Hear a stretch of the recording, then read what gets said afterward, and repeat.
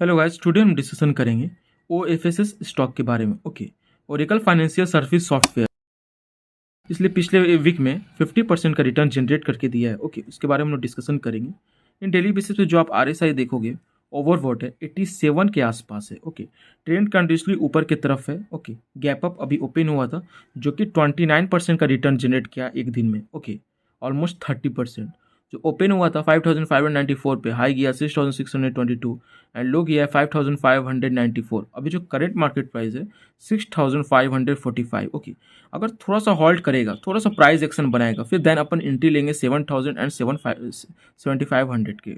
और okay, 7000 first target रहेगा and 7500 second target रहेगा। ओके, बट शर्त ये है कि थोड़ा सा हॉल्ट करे क्योंकि ओवरवॉट है। अगर थोड़ा सा अगर हॉल्ट करेगा यानी कि थोड़ा सा प्रॉफिट बुकिंग हुई यानी कि रेट कैंडी जनरेट होगा। ओके, तो ऑटोमेटिकली आरएसआई 75 या 70 के आसपास आ जाएगा क्योंकि मोमेंटम अभी कंटिन्यूसली अपसाइड की तरफ है। सडनली ब्रेकआउट होने का मतलब ये है कि यहाँ पे बायर एक्टिव हो चुके हैं इसको ऊपर की तरफ बुल रन के लिए। ओके, अब यहाँ जो लोग बैठे होंगे 50% का रिटर्न जनरेट करके, अब वो निकलना चाहेंगे। ओके, बट ऐसा वो नहीं निकलेंगे क्योंकि निकलेगा वही वो जो रिटेलर है। ओके, जो भी इन्वेस्टमेंट किया होगा बड़ा पार्टी, वो भी सोचेगा कि अभी वो ऊपर जाएगा। जाहिर सी बात है कि इसमें जो डिमांड एंड सप्लाई बढ़ चुका है। क्लियर है?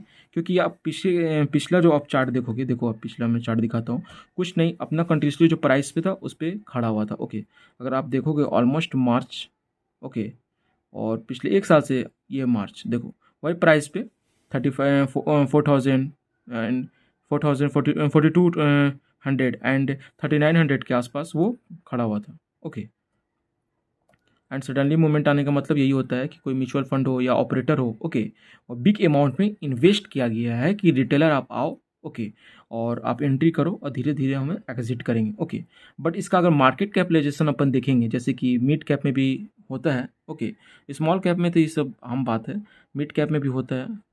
कुछ बड़े प्लेयर होते हैं, 5-6 मिल के इन्वेस्ट करते हैं अगर कोई स्टॉक नहीं चल रहा है। ओके, इसलिए मैं बोल रहा हूँ ओवरबॉट है, स्टॉप लॉस के साथ अपन एंट्री करेंगे।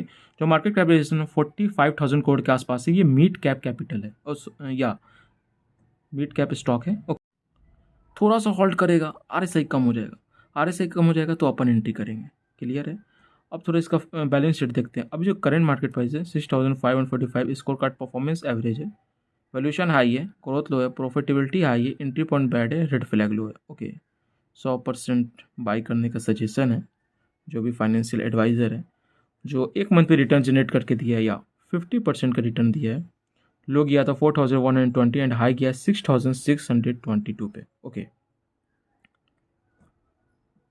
साल के रिटर्न के बारे में बात करेंगे अपन। 112% का रिटर्न जनरेट करके दिया है, लो गया था 3012 एंड हाई गया है 6622। ओके, बैलेंस शीट के अपन डिस्कशन करेंगे। जो करंट एसिड है non current acid total acid को मिला के 2020 में 7919 करोड़ था। ओके, एंड 21 में 8152 करोड़ एंड 22 में 8592 करोड़ एंड 23 में 9118 crore. Okay, total acid. Liabilities and non current liabilities को मिला के बात करेंगे, टोटल लाइबिलिटीज जो 2020 में था 1350 करोड़, 21 में 1303 करोड़ एंड 22 में 1492 करोड़ एंड 23 में 1659 करोड़। ओके, ऑलमोस्ट एसिड ज़्यादा था। ओके, लाइबिलिटीज से थोड़ा सा प्रोमोटर होल्डिंग के बारे में अपन डिस्कशन करेंगे।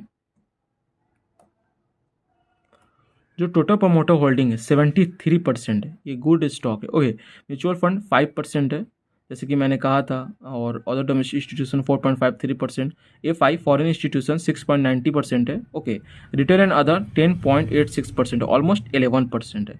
मैंने पहले कहा था कि अगर म्यूचुअल फंड एंट्री करता है, ओके, या FI जो फॉरेन इंस्टीट्यूशन है उसने अगर पैसा निवेश किया होगा इस कंपनी में, ओके, तो सो प्राइस इंक्रीज हो जाता है। ओके, ऑपरेटर की विचार होती है। जो अदर डोमेस्टिक इंस्टीट्यूशन होता है उसको हम लोग बोलते हैं LIC हो गया और PF हो गया, और भी गवर्नमेंट का फंड होता है, उसने भी इन्वेस्ट किया होगा, कुछ ना कुछ देखी कि इन्वेस्ट किया होगा। ओके, अगर ये स्टेक अगर घटेगा नहीं, जाहिर सी बात है अगर घटेगा नहीं तो इस स्टॉक में कुछ ना कुछ होगा लॉन्ग टर्म के लिए, क्योंकि वहाँ पे बैठे हैं बढ़िया बढ़िया फाइनेंशियल एडवाइज़र। ओके, कंपनी के बारे में भी उन लोग के पास ऑलरेडी पहले से डिटेल पता रहता है कि अब डिटेल कंपनी क्या परफॉर्मेंस कर रही है। ओके, अगर आप अच्छा खासा शेयर लिए हुए हो, ओके, अगर आपको जानना है कि कंपनी का क्या अगला प्रोसेस है, अगला क्या मतलब ग्रोथ होने का चांस है, तो आप उसको मेल कर सकते हो। मेल करोगे तो रिप्लाई ईजिली आ जाएगा कि कंपनी क्या करना चाह रही है। ओके, क्लियर है?